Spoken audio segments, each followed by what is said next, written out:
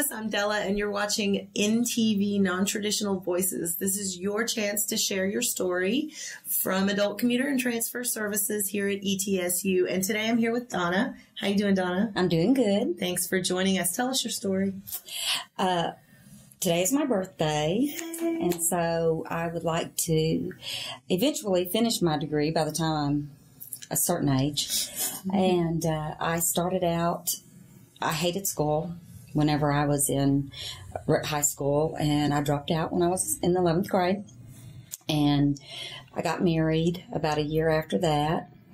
Been married for going on 35 years. Congratulations. I have 2 beautiful boys and a beautiful grandson and a beautiful daughter-in-law. And my grandson's a lot of my life. My husband's my best friend. My boys are great. My oldest son is in college here at ETSU. My youngest son is stationed in Australia, soon to be back here for a month, and then going on to Turkey. Whenever my youngest son was about 3, I think, we were living at Dyce Air Force Base in Abilene, Texas, and there was an article that came out saying that you could go and get school for being a dental assistant on the base through the Red Cross. Before that, between my 2 children, I went back and got my GED. So I had my GED, and that was a requirement, high school diploma or your GED. So I went through that program and became a dental assistant for about off and on for 12 years, doing a little bit of office assistant, office manager, and dental assisting through that. And then I went to work for Central High School Counseling Center in San Angelo, Texas, as a counseling center secretary. So that's where the shift came. That's where because the shift. I'm noticing that because you're majoring now. What are you majoring in? Early childhood education. And you want to do counseling? Yes. Yeah. Yes. Yeah. And so what prompted that change for you? What did you just? No, whenever I started working in the counseling center, I love the kids. I love the high school age kids as far as counseling goes. But teaching, I would much rather teach the younger children. I worked in that counseling center for 6 years until my husband was transferred to San Antonio. Went back to work at Taft High School in San Antonio as counseling center secretary, and had encouragement from the counselors there. And one day we have this place we call it Down Home, between Brownwood and Brady, Texas. We kept our 5th wheel down there, and we went down there for the weekends. And so one day my husband and I were walking to the cemetery, because it was a good 4-mile walk, 2 miles there and 2 miles back. And we were talking about my future. And he's on the road all the time, has always been on the road for 35 years we've been married. And I said, you know what? What if I go back to school and become a teacher? Well, at this time I was in my 40s, and I said, as long as I'm through, by the time I'm 55, I'll still have a good 10 years that I can teach. And 15 according to the Social Security Administration. Yes, but I want to be a counselor too, so I had to. And you have to have a master's degree for that, and you do have to teach for, I think, 3 years to be able to do that. So he said, that sounds like a good idea, because I'm really tired of traveling. And I said, well, I'm really tired of you traveling too. So this was in October, and I went back home the next week and checked into the community college and found out what I needed to do. Did it. My oldest son at the time was stationed at Lackland Air Force Base, and he said, okay, I'll take classes too, Mom. Well, he took a class on Saturday, and I took 2 classes 4 days a week during the evening, because I had to take remedial math, because I hate math. And I don't hate math, it doesn't like me. It's hard, yeah. Yes. And so I did real well. I maintained a 4.0 GPA, and then I made my first B No, I don't think I made a B there. When I came here is when I made my first B.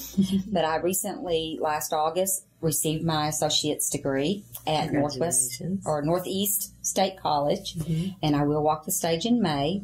And since I've never had a graduation, I plan on doing that because I'm very excited about it. Yay! And I'm now here at ETSU taking 3 classes, 9 hours this semester. Plan on taking 6 hours in the summer. I'm supposed to block pretty soon and board pretty soon, and I'm very nervous about the board, but I still have to pass the math part of my praxis. Math is not my strong point. I've already passed the reading and the writing portion of it, which is my strong point. But we all have our weaknesses. Yeah, math's a common one. And we have free tutoring over in the library. Oh, really? Yes, and ma'am. See, I did not know that. Yes, ma'am. Well, I will have to take advantage of that. Yeah, too. We have a lot of really great programs here to support students to make them successful. We want you to succeed. So, yeah. Well, the math is going to be my hardest. Yeah. My hardest. My husband's been very, very encouraging through all this. My children, my friends, and my family. My mother makes me feel real good when she says, "I'm so proud of you." My youngest brother, well, not my youngest, I have 3 younger brothers. Next to my youngest brother is very encouraging.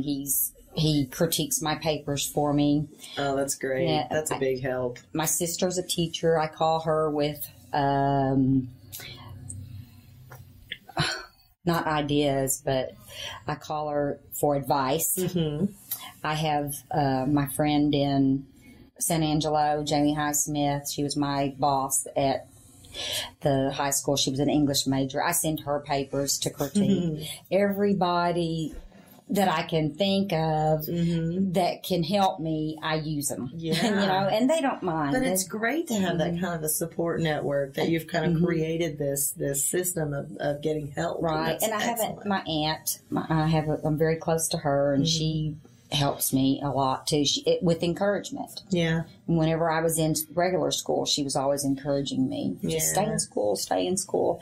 And she went back to school at a later age and got her, not as old as I, but she did. And it's harder for me, I think, than it is for a lot of the kids that are in school. And I call them kids because they could be my child. Well, you can, yeah. And I see them staying up until 12, 2 or 3 o'clock in the morning working on papers.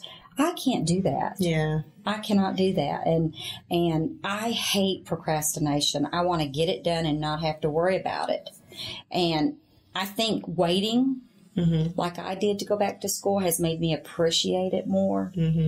And even though I can't take the full loads like they do, I want to do my best in the classes that I take. I'm afraid if I take too many classes, I won't be able to devote the time to learning and get anything out of it. I'll just be rushing through it, trying to get through.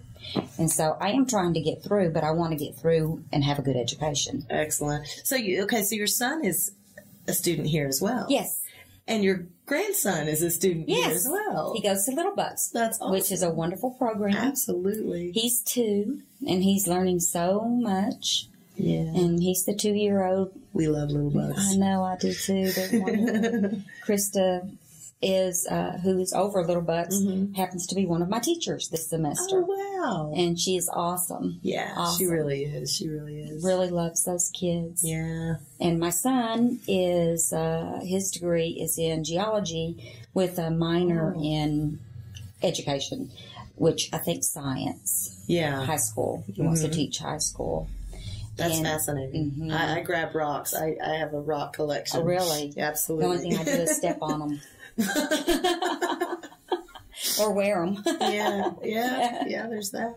So if you had to, if you were going to give a message out to potential students who were maybe thinking about going back to school, maybe even students who had left high school early and gotten a GED and are thinking about maybe they should go to college. Is it for me? Is it not for me? What would you give those advice? Would you say give those to them, it's not as hard as it looks.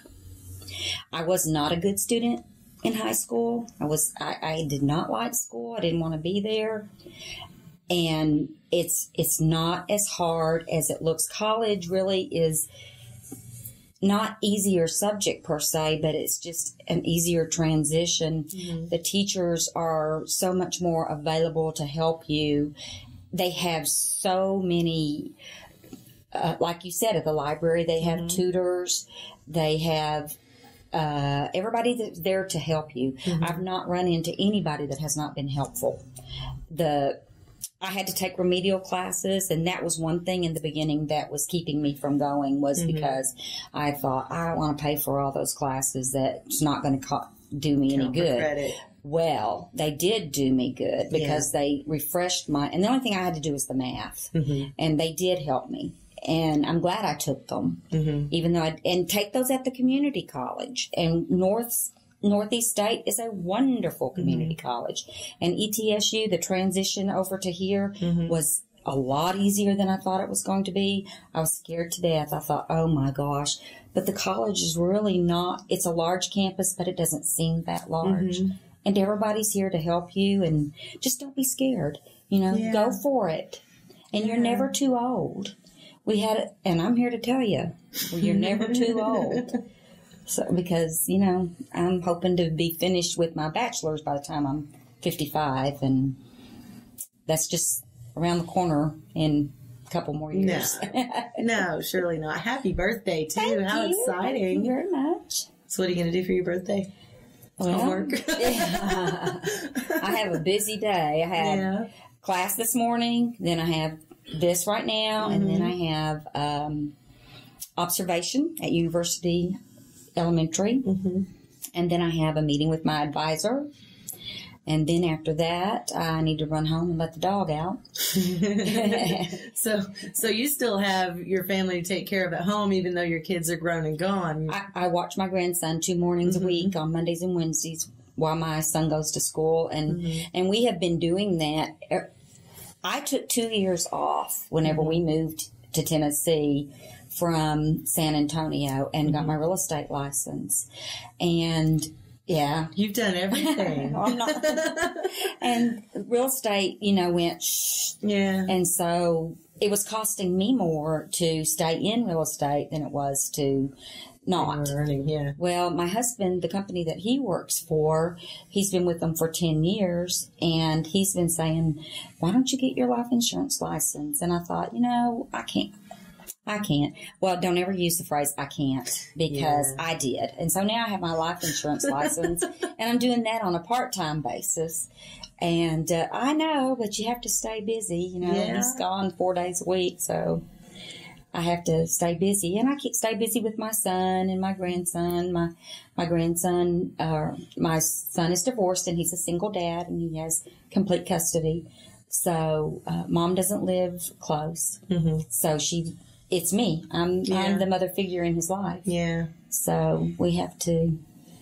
That's an incredible story. What's it like knowing your son's around here on campus and when you are? Is that fun? Well, I like it because I especially like it Tuesdays and Thursdays when I know all 3 of us are here. And my grandson is just, because my classes are at Wharf Pickle, and he's just right downstairs. I can't go down there and see him because he'd want to come home with me, but it's nice to know. And I think it's my son on Thursday, they go, because he's in geology, they go out on site. And I think it's nice for him to know that Mom's just right there if Christian needs anything.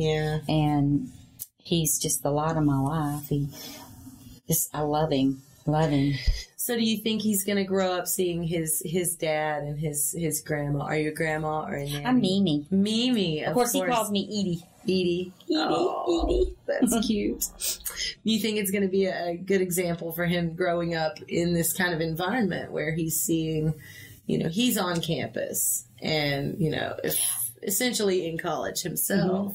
And so as he starts to progress into kindergarten, you think that's going to have a good effect on him? I believe it will. And he sees his dad studying and he sees me studying. And I believe that it will encourage him. And he's just going to think, that's part of life. I've got to get my books out and study. And, of course, I read to him, and his dad reads to him. And I read to my children when they were little as much as they would let me. And because boys are different than girls. I didn't have girls, but my boys, they were pretty much my life. And my husband was 20 years in the Air Force, so he was gone quite a bit. And I did for them, but now that I look back, it doesn't seem like it was that hard of a job. They were easy children. Scott, my oldest, I didn't think was, but at the time. I'm sitting here thinking, how lucky are you to be able to say that? They really weren't.